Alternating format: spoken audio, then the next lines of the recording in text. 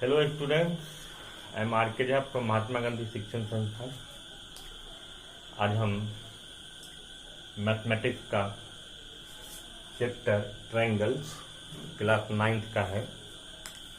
इस वीडियो के माध्यम से आज हम प्रॉपर्टी ऑफ आइसोसेलेस ट्रायंगल्स, इससे पहले के वीडियो में मैंने एनसीईआरटी का एक्सरसाइज 7.1 का जिक्र कर चुका हूँ। अब हमें 7.2 में जाना है। तो 7.2 से रिलेटेड ये दो थ्योरम्स हैं जिसको हम प्रॉपर्टीज ऑफ आइसोसेलेस ट्रायंगल्स भी कहेंगे।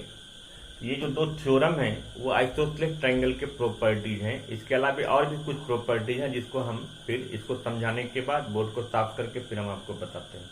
तो चलिए आप देखिए इसको। ये पहला दिया है कि the side opposite to equal angles of an isosceles triangles are equal. मतलब जैसे हम काइंड्स ऑफ ट्रायंगल्स में जाते हैं तो साइड के बेसिस पर ट्रायंगल तीन तरह के होते हैं: इक्विलेटरल, आइसोसेलेस और स्केलेन।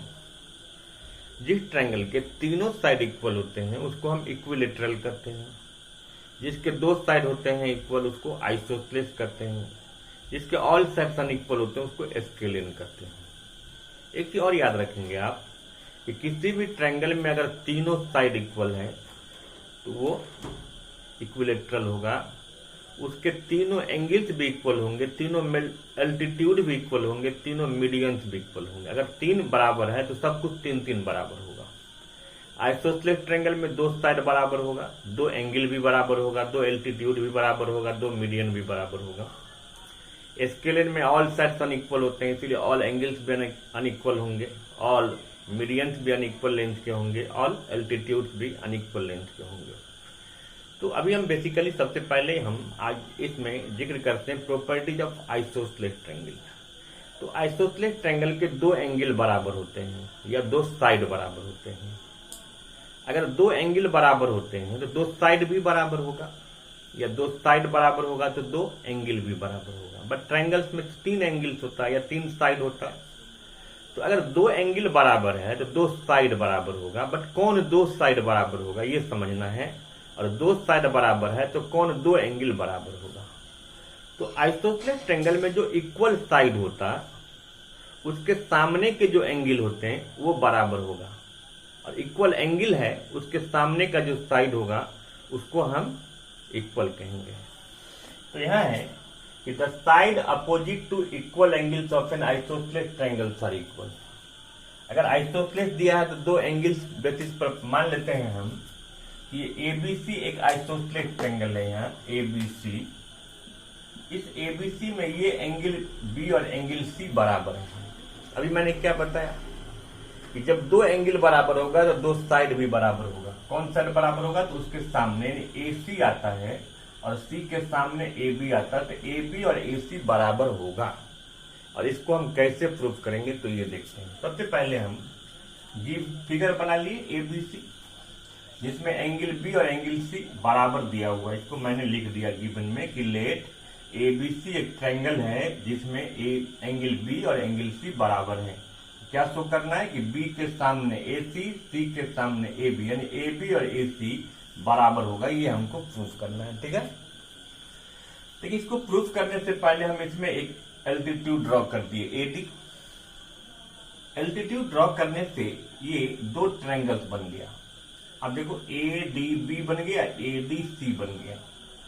अब अगर हम इस दोनों ट्रायंगल्स को कंग्रुएंस कर दें तो कंग्रुएंस करने के बाद ये सीपीसीटी को फॉलो करेगा। तो कैसे कंग्रुएंस करेंगे? तो कौन दो ट्रायंगल लिए? एक लिए हम एडीबी और एक लिए एडीसी, एडीसी, ठीक है। अब इस एडीबी में और एडीसी में एडी क्या है? कॉमन है। अब देखिए लिखा होगा एडी बराबर एडी कॉमन है। एंगल बी और एंगल सी बराबर है, दिया हुआ है क्वेश्चन में, गिवन है, ये भी दिया हुआ है। और ये जो हमने परपेंडिकुलर कंस्ट्रक्शन किया था, यहाँ परपेंडिकुलर का मतलब ये, और ये 90 है, इसलिए हमने इसको 90 डिग्री लिख लिया। अभी दोनों ट्रायंगल्स में angle angle side, angle angle side. तो अब आप क्या कह सकते हो कि ए एस से ये दोनों ट्रायंगल्स कंग्रुएंस हो गया। इसीलिए जब कंग्रुएंस हो गया तो सीपीसीटी तो फॉलो करेगा।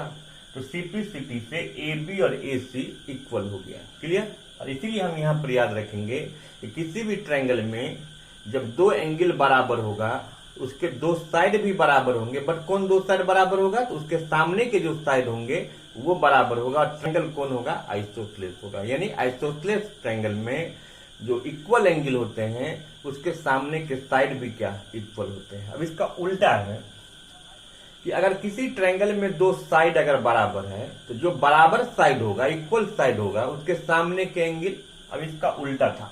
ये क्वेश्चन देखो लिखा है, the angles opposite to equal sides of an isosceles triangles are equal. इसमें आप क्या देखें, इक्वल एंगल के सामने के साइड बराबर होंगे। उसमें क्या करा है कि इक्वल साइड के सामने के एंगल बराबर होंगे। मतलब जो हमको प्रूफ करना था वो गिवन में दिया है, जो गिवन था वो प्रूफ में, ये इंटरचेंज करने की बात इसमें होगा। उसमें भी वही काम किए। ABC एक ट्रायंगल दिया हुआ, लेट कर लिए, जिसमें AB और AC इक्वल है, मान लिया। इसमें भी क्या प्रूफ करना है? ये एंगल B, ये एंगल और ये एंगल बराबर होगा। ये एंगल B बराबर एंगल C होगा। कंस्ट्रक्शन किए, AD परपेंडिकुलर ड्रॉ कर दिए।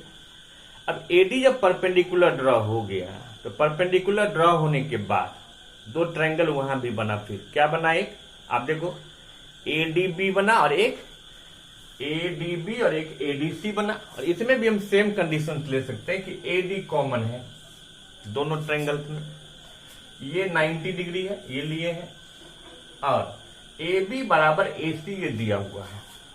तो आपको याद होगा कंग्रुएंसी का क्राइटेरिया कि किसी भी राइट ट्रायंगल में अगर राइट एंगल भी आ रहा है, उसके सामने का साइड हाइपोटेन्यूज भी आ रहा है, और कोई एक एडजस्टेंट साइड आ रहा है, तो क्राइटेरिया RHS बनता है। इसमें देखिए राइट एंगल, सामने का साइड हाइपोटेन्यूज, ये साइड। इसमें भी राइट एंगल, सामने का साइड हाइपोटेन्यूज, वन साइड, ये साइड कॉमन है AD।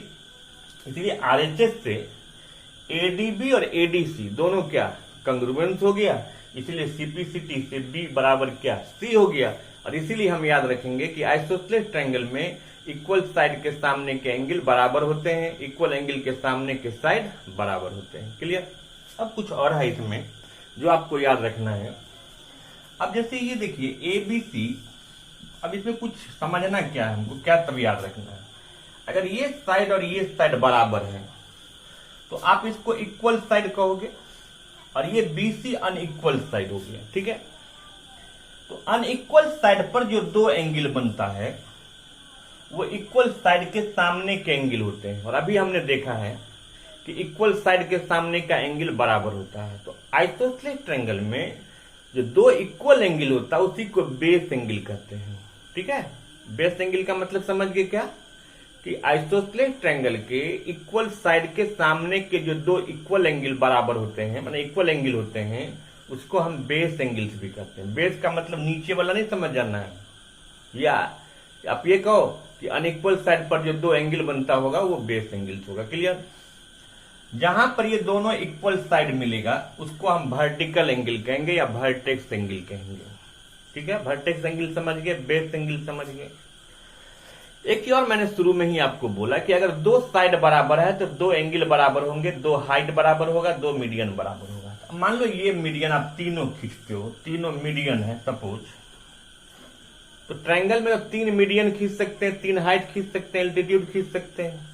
आखिर तीनों में कौन दो बराबर होगा? तो याद रखिएगा कि अनइक्वल साइड जो होता है, अनइक्वल साइड के जो वर्टेक्स या एंड से जो आप दो मीडियन खींचोगे वो दो मीडियन बराबर होगा, और वर्टेक्स से जो मीडियन खींचेंगे वो अनइक्वल होगा। उसी तरह से अनइक्वल साइड के एंड से जो खींचाएगा हाइट भी, तो वो दोनों हाइट भी क्या? बराबर होगा। क्लियर? तो क्या इस प्रॉपर्टीज में है कि आइसोसेलेस ट्रायंगल के दो साइड बराबर होते हैं, दो एंगल बराबर होते हैं, दो मीडियन का लेंथ बराबर होगा, दो एल्टीट्यूड का लेंथ बराबर होगा। बेस एंगल टर्म आता है, वर्टेक्स एंगल या वर्टिकल एंगल टर्म आता है, इक्वल साइड आता है, अनइक्वल साइड आता है। तो आइसोसेलेस ट्रायंगल में जो अनइक्वल साइड होता उस पर जो एंड पर जो दो एंगल बनता वो बराबर होता, उसको क्या कहेंगे? Base angle. क्लियर? उसके सामने का जो साइड होगा वो इक्वल साइड होगा। इक्वल साइड जो मिलेगा, यानी अनइक्वल साइड के सामने का जो एंगल होगा उसको वर्टिकल एंगल कहेंगे। ठीक है, क्लियर। दो कोण मीडियन बराबर होगा या दो एल्टीट्यूड कोण बराबर होगा, तो अनइक्वल साइड के एंड से जो हम मीडियन खींचेंगे या एल्टीट्यूड खींचेंगे वो दोनों बराबर होगा, और वर्टिकल एंगल से जो खींचेंगे वो अनइक्वल होगा। क्लियर। ट्रायंगल है तो तीनों एंगल का सम भी इसमें क्या 180 डिग्री ही फॉलो करेगा। तो आप इसको पहले बनाइए, फिर हम अगले वीडियो में एक्सरसाइज 7.2 का जो क्वेश्चन होगा उसको फिर हम ब्रीफ करेंगे। Thank you.